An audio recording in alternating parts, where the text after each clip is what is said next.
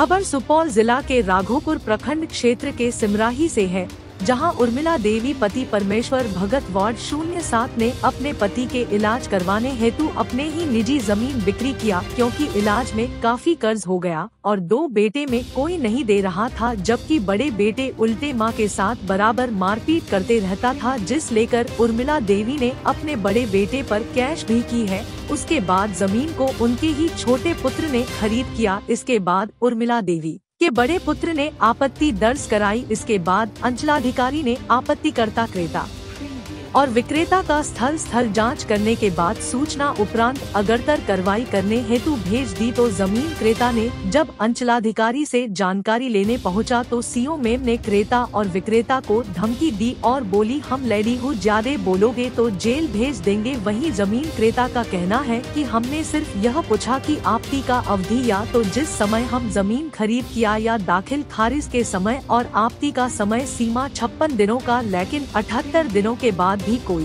फैसल नहीं मिला। इसी बातों पर सीओ में भड़क उठी। अब देखने बात होगी कब तक जमीन क्रेता को न्याय मिलता है। साथ ही जमीन क्रेता ने बड़े पदाधिकारी से मांग किया है कि मामले की निष्पक्ष जांच हो और ऐसे पदाधिकारियों पर कार्रवाई हो। आगे क्या कुछ कहा विक्रेता और क्रेता ने, दिखाते हैं आपको इस रिपोर्ट में। बिहार क्राइम रिपोर्टर मोहम्मद रहमतुल्लाह। सन्नी कुमार भगत। घर कहाँ है आपका? सिमराही बाजार, वार्ड संख्या 7। क्या मामला हुआ?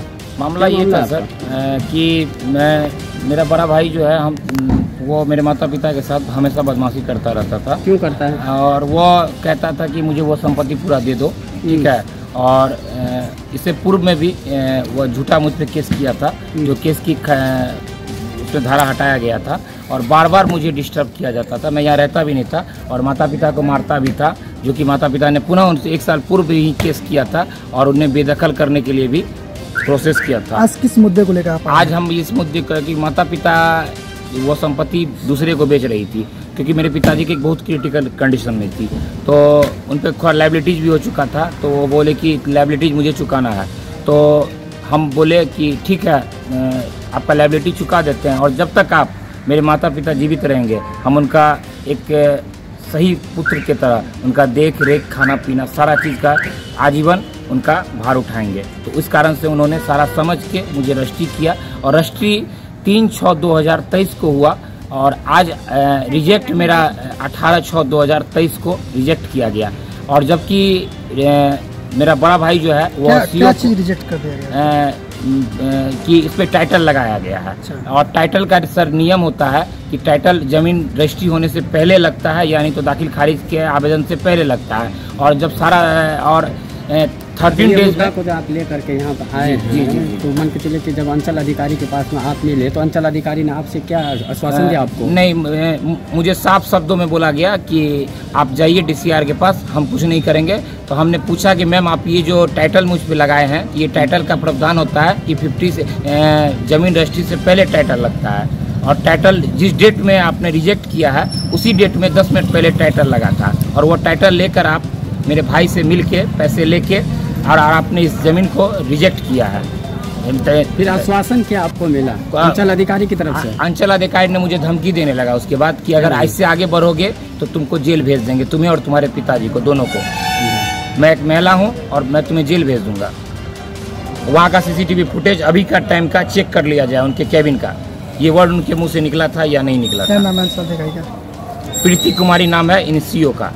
और ये देख लिया जाए, 18/6 को इन्होंने कैंसिल किया है और उसी डेट में टाइटल भी लगाया गया है।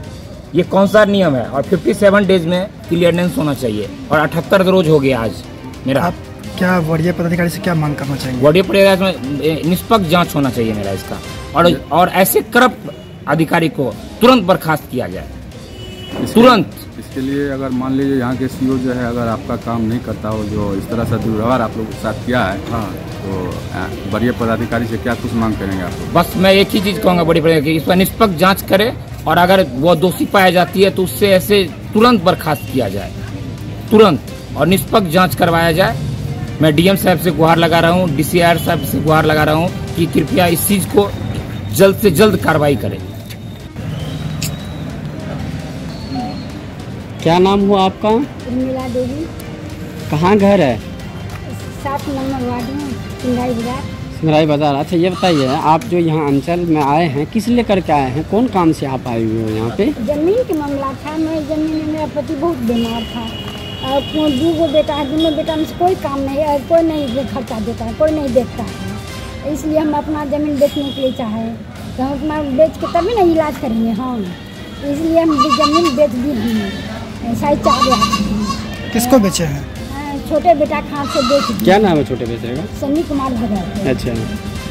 वही आप बेचे तो रजिस्ट्री और सब कुछ हो गया, रसीद काटने में लोक लगा दिया है। अच्छा, आप जब अंचल अधिकारी के पास में आए तो अंचल अधिकारी ने आपको क्या आश्वासन दिया? वो हम पुलिस को भेज कर दोनों को अरेस्ट करवा देंगे। क्यों, क्या वजह है पुलिस को भेज के अरेस्ट करवा देगा? क्यों? आप पूछी नहीं कि उससे हमको क्यों अरेस्ट करवाइएगा, हमने क्या कसूर किए हैं कि आप अरेस्ट मुझे करवाइएगा? जिस दिन हम लिस्ट करवाएंगे वही गलती से आप उनकी आधार पर हमको कागज रोके हैं, रसीद क्यों न काट के देते हैं? अच्छा, इसी बिना पर आपको बोला कि हम पुलिस लगवा के अंदर करवा देंगे आपको? हाँ, इसी आधार पर कैसे आपने किए हैं। ये कहाँ का सीओ है, कौन सी जगह का? राघोपुर, सिमराही बाजार। राघोपुर प्रखंड है। राघोपुर प्रखंड। इस बेटा पर 1 साल पहले भी केस किए हैं। किस मामले को लेकर केस किए थे आप? किस मामले को लेकर केस किए थे? किसी मारपीट किया था हमको, मेरे घर में घुस के, मेरे छोटे बेटा के घर में घुस के, छोटे बेटा के घर में घुस के मारपीट किया था। आपको? हाँ। अच्छा। मेरे पति को, मेरे पति बहुत बीमार है। कितना जमीन था जो बेचे आप? कितना जमीन है जो बेचे? 8 धूर है। इसमें दोनों बेटा का शेयर है कि एक ही बेटा को दिए? 3 छोटा रजिस्ट्री इसी में, इसी साल में, 2023 में। हाँ। हमसे जुड़े रहने के लिए हमारे YouTube चैनल को सब्सक्राइब करें और नई वीडियो की नोटिफिकेशन के लिए बेल आइकॉन को दबाएं। अगर आप ये वीडियो Facebook पर देख रहे हैं तो लाइक जरूर करें और ज्यादा से ज्यादा शेयर करें। धन्यवाद।